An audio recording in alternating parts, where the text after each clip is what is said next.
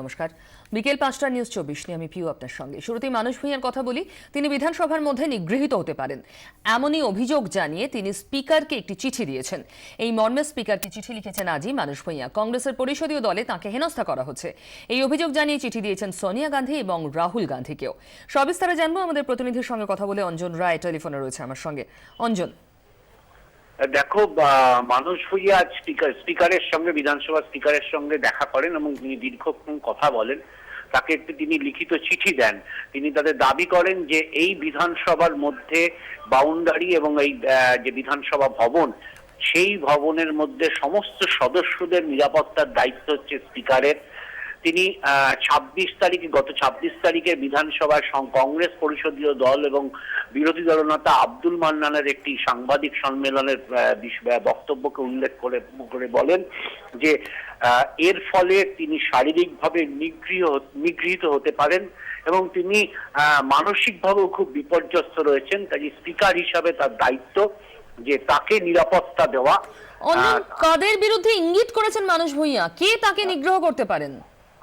দেখো, পরিষ্কারভাবে এর আগে সাংবাদিক বৈঠকে আব্দুল মান্নান ঘোষণা করেছিলেন যেদিন যে মানুষকে সাসপেনশনের চিঠি দেওয়া হচ্ছে, সেই দিনই কিন্তু পরিষ্কারভাবে আব্দুল মান্নান জানিয়েছেন যে কংগ্রেস পরিষদীয় দলের ঘরে তাকে ঢুকতে দেওয়া হবে না। যদি তিনি ঢোকেন তাহলে কংগ্রেসের বিধায়করা তার উত্তর দেবেন।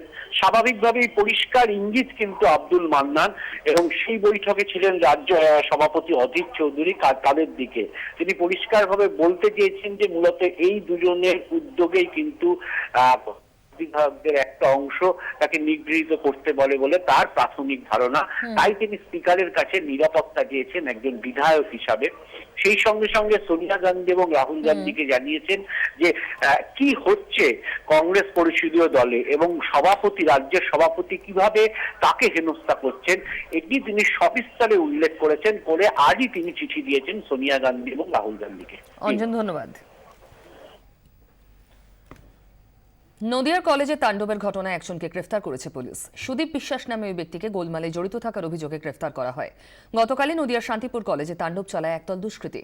গভর্নিং বডি নির্বাচন থেকে দূরে রাখতে অধ্যাপকদের মাথায় আগ্নেয়াস্ত্র ঠেকিয়ে হুমকি দেয় ২০ জন যুবক। টিচার্স রুমে ঢুকে অধ্যাপককে পেটায় তারা। কলেজ চত্বরেই বহিরাগত যুবকদের হাতে প্রহৃত হন অঙ্কের অধ্যাপক অমরজিৎ কুণ্ডু। দিন কয়েকের মধ্যে কলেজের গভর্নিং বডি নির্বাচন। অমরজিৎ বাবুর অভিযোগ, তিনি যাতে কোনো মতেই ভোটে অংশ নিতে না পারেন সেজন্য তার মাথায় রীতিমতো আগ্নেয়াস্ত্র ঠেকিয়ে শাসানি দেয় যুবকরা। যদিও যুবকদের পরিচয় নিয়ে মুখ খুলতে চাননি তিনি।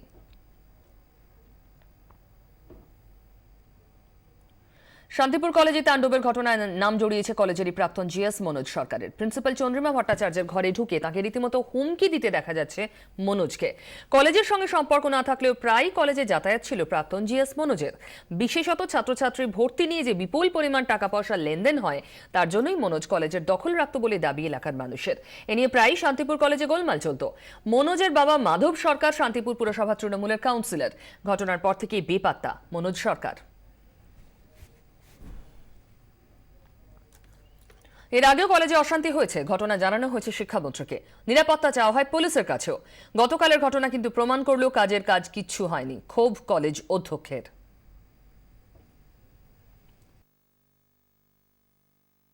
চিঠি দিয়ে জানিয়ে রেখেছিলাম যে আমার ফোর্স চাই।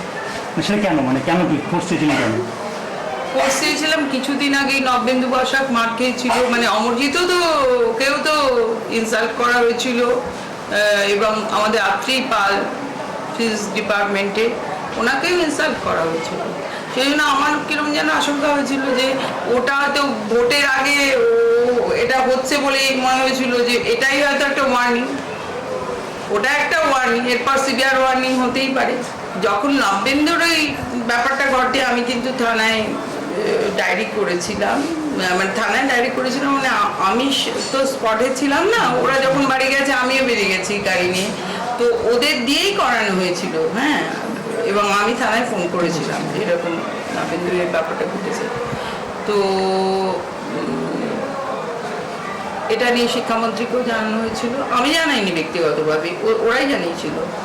এবং এসবের পরেও খুব একটা কিছু লাভ তো হয়নি।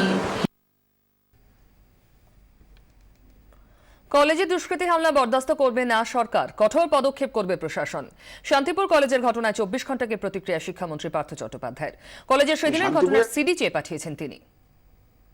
কয়েকদিন আগে ওয়েবকুটার জেনারেল সেক্রেটারি তিনি আমায় ফোন করলেন যে শিক্ষক নিগৃহীত হয়েছে। আমি সেই সময় বললাম, শিক্ষক কি করে নিগৃহীত হলো আমি এক্ষুনি দেখছি, যদি কেউ করে থাকে সে যে দলেরই হোক, যে পথেরই হোক, যে পতাকার হোক, প্রশাসনকে দিয়ে ধরিয়ে দেবো। কিন্তু সেটা তারপরে কি হয়েছে আমি পরে শুনলাম, আপনাদের টিভিতেই দেখলাম, আপনাদের চ্যানেলে শুভময় বাবু বলেছেন যে এখনো পর্যন্ত ধরেনি। আমি আবার নদিয়ার এসপিকে বলেছি ধরতে। আমার কাছে এই কাল বা পরশুর যে ঘটনাটা ঘটেছে শান্তিপুর কলেজে, সেটা কিন্তু আমি ধরে নিচ্ছিলাম যে সুধীনাথের সঙ্গে এই একটা মিসআন্ডারস্ট্যান্ডিং হচ্ছিল। কালকের ঘটনাটা যখন পরে শুনলাম, আমি সিডি চেয়ে পাঠিয়েছি। আমাদের জেলার সভাপতি আছে তৃণমূলের গৌরী দত্ত বিধায়ক, যদি আমাদেরকে ওই সিডিতে দেখা যায় তাহলে কেউ রেহাই পাবে না, কেউ রেহাই পাবে না। কিন্তু এটা যেমন ঘটনা, অতিরঞ্জিত করেও কিন্তু খবর অনেক সময় প্রকাশিত হয়, যতটা ঘটেছে তার থেকেও বেশি। তাই জন্য আমি সিডিটা চেয়েছি, আমার সেই দরকার। অন্যদিকে অধ্যক্ষার বিরুদ্ধেও কিন্তু আইনি হাইকোর্টে কেস চলছে। এখন কোন বিষয় নিয়ে এতটা গন্ডগোল ফ্লেয়ার আপ করলো আমরা জানি না, কিন্তু যে বিষয় নিয়েই ফ্লেয়ার আপ করে থাকুক, এই ধরনের অভব্য আচরণ কোনো মতেই শিক্ষাক্ষেত্রে আমরা মানব না। বিভিন্ন ক্ষেত্রে দেখা যাচ্ছে থানায় হয়তো অভিযোগ হচ্ছে, কিন্তু যতক্ষণ না আপনারা কিছু উপর থেকে নির্দেশ দিচ্ছেন যে দ্রুত ব্যবস্থা নাও, ততক্ষণ প্রশাসনকেও কিন্তু সেভাবে সক্রিয় হতে দেখা যাচ্ছে না। আসল কথা, প্রশাসনের এত রকম কাজ আছে যে শুধু কলেজ গেটে ডান্ডা নিয়ে বসে থাকবে তো হতে পারে না।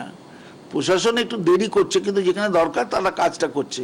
ইতিমধ্যেই আমি বলেছি যে যারা বিবাদমান গোষ্ঠী হোক আর যাই হোক, যাদেরকে সিসি ক্যামেরায় দেখা গেছে তাদেরকে চিহ্নিত করে পুলিশ প্রশাসনিক ব্যবস্থা নেবে, আজ হোক কাল হোক নেবে। দেরি হচ্ছে কেন সেটা নিশ্চয়ই আমি দেখব। যে ঘটনা গত কয়েকদিনের সামনে আসছে তা রাজ্যে সিংহভাগ কলেজের মাত্র 60% হলেও রাজ্যের শিক্ষাক্ষেত্রে কিন্তু যে চরিত্রটা বা যে ছবিটা, সেই ছবিটা কিন্তু বিভিন্ন জায়গায় মলিন করে দিচ্ছে। আর সেই জন্য শিক্ষামন্ত্রীর আশ্বাস এবং তার নির্দেশও যে আগামী দিনে তারা এই ধরনের কোনো ঘটনা হলে কঠোর থেকে কঠোরতম সিদ্ধান্ত নিতে সামান্যতম পিছু পাওয়া হবেন না, যদি সেক্ষেত্রে দেখা যায় তার দলের কোনো লোকও ওইসব ঘটনার সঙ্গে জড়িয়ে রয়েছেন। 24 ঘন্টার জন্য ক্যামেরায় চাঁদ মিয়ার সঙ্গে শ্রেয়সী গঙ্গোপাধ্যায়, কলকাতা। পরপর অশান্তি, কলেজে নিরাপত্তা চাইছেন শিক্ষকরা। অধ্যক্ষের কাছে নিরাপত্তার আর্জিও জানাচ্ছেন তারা।